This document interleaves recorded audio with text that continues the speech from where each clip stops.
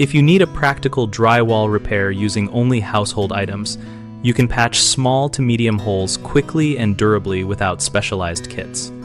Start by cleaning loose debris from the hole and trimming ragged paper with a utility blade so the edges are smooth and square.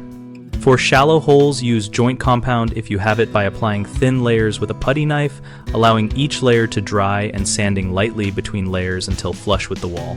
For deeper holes, make a simple backing by folding and stacking masking tape into a firm pad behind the hole, or use a paper or cardboard shim to support filler. Press the tape or shim into the cavity and then fill in with joint compound or a home mixture of wood glue and finely sifted sawdust for a rigid patch. If you do not have joint compound, mix wood glue and sawdust in small increments until the texture is spreadable but holds shape.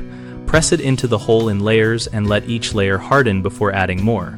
For medium holes, consider switching the anchor location for the fixture rather than patching a heavily damaged spot. Find a stud or place an anchor 1 inch to 2 inches over or under the damaged area, and use a toggle or longer screw into solid backing. Finish by sanding smooth, dusting, and applying 2 thin coats of paint feathered beyond the repair to blend with the surrounding wall. Common mistakes include overfilling a deep cavity, which causes long dry times and cracking.